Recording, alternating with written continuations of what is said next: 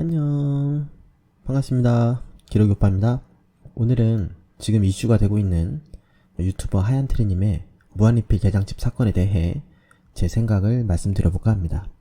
아마도 어떤 분들은 하얀트리님을 옹호하는 분들도 계실 것이고 무한리필 게장집 사장님을 옹호하는 분들도 계실 텐데요. 제가 왜 하얀트리님이 잘못했다고 생각하는지, 그리고 잘못한 게 뭐인지 속 시원하게 제 생각을 말씀드려볼까 합니다. 하얀트리님이 제 영상을 꼭 보셨으면 좋겠는데요. 근데 아마 안 보시겠죠? 아마도 하얀트리님의 이 무한리필 게장집 사건은 다들 아실 거라고 생각하지만, 그래도 모르시는 분들을 위해 이 사건에 대해 아주 간략히 정리를 한번 해보겠습니다. 70만 유튜버 하얀트리님이라는 분이 어떤 무한리필 게장집에 가서 음식 맛이 어떤지 리뷰하는 유튜브 영상을 찍고 있었어요. 무한리필 집이니까 음식을 먹다가 리필을 했는데, 리필에서 나온 음식에 먹다 남은 밥알이 나온 거예요. 그래서 하얀트리님은 음식을 재사용한 것 아니냐라고 오해를 하게 된 거죠. 근데 알고 보니까 그 게장집은 본인이 먹던 그릇에 음식을 리필해주는 시스템이라서 하얀트리님이 먹던 그릇에다가 음식을 리필했잖아요. 그러다 보니까 리필하기 전에 하얀트리님 본인이 먹다가 흘렸던 밥알이 그냥 그대로 나온 것이었던 거죠. 그러니까 그 무한리필 게장집은 음식을 재사용하지 않는 깨끗한 식당이었는데 하얀트리님이 오해를 한 거였다는 거예요. 근데 하얀트리님이 직원한테 왜 리필한 음식에서 밥알이 나왔냐고 물어보니까 그 직원이 해명을 제대로 안 하고 그냥 죄송하다고 그릇을 바꿔줬던 게 사실 NG인데, 아무튼 그 영상은 조회수가 100만 뷰에 달할 정도로 크게 이슈가 되었고, 그 무한리필 게장집은 음식을 재사용하는 식당으로 낙인이 찍혀버린 거죠. 그러니까 그 사장님은 너무 억울한 나머지 주방 CCTV 영상까지 공개한다고 하였고, 하얀트리님은 본인의 경솔함을 인정하며 진정성 있는 사과 영상을 찍었어요. 저도 풀 영상으로 봤는데 진정성이 느껴지더라고요. 근데 결국 무한리필 게장님 사장님께서는 안타깝게도 가게 문을 닫게 되었고, 억울하다고 청와대 청원까지 올린 상황이 된 거죠. 하여튼 사건 정리는 여기까지 하고요.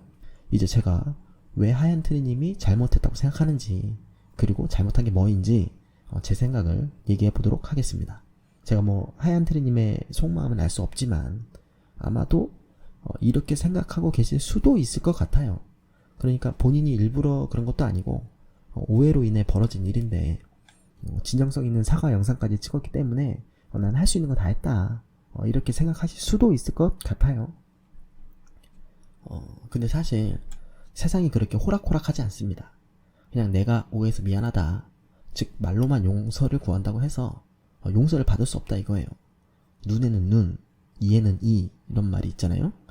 내가 어떤 사람에게 경제적인 손실을 입혔으면 사과는 당연히 하는 것이고요. 중요한 것은 이 경제적인 손실에 대한 경제적인 보상을 해줘야 한다는 거죠. 저는 하얀트리님이 이 부분이 부족해서 이렇게 일이 커졌다고 생각을 하거든요. 그러니까 아까도 말씀드렸지만 하얀트리님이 고개를 숙이시며 사과 방송하신 내용은 저도 보면서 진짜 진정성을 느꼈어요. 하지만 그건 그냥 사과예요. 사과는 사과고 경제적인 보상은 보상대로 해줘야 합니다. 사실 당연한 거 아닌가요? 만약에 여러분이 전 재산을 투자해서 분식집을 운영하고 있다고 생각해보세요. 힘든 코로나 사태에도 불구하고 진짜 겨우겨우 이 분식집을 유지하고 있어요. 근데 어느 날 어떤 유명한 사람이 이 분식집에 왔는데 도움은 안 되고, 이 분식집에서 먹다 남은 밥알이 나왔다고 이슈화를 시켜서 온 세상 사람들이 다 안다고 생각해보세요. 그리고 세상 사람들이 여러분의 이 분식집을 손가락질하며 욕한다고 생각해보세요. 매출도 다 떨어지고 장사할 맛이 나겠어요? 힘들어 죽겠는데. 근데 이 유명한 사람은 자기가 오해를 했다고 사과를 해요. 진정성도 있어요. 그럼 여러분들은 사과했으니 괜찮습니다, 그럼 수고하세요, 이렇게 하실 건가요? 성경에도 이런 말이 있더라고요. 사람이 자기 밭에서 자기가 키우는 짐승을 풀어놨는데 이 짐승이 남의 밭에 있는 식물을 먹게 된 거예요. 즉 남의 밭에 손해를 끼쳤다는 건데, 이런 경우에 성경에서는 어떻게 해야 한다고 하냐면 자기 밭에 제일 좋은 것으로 배상하라고 나와 있더라고요.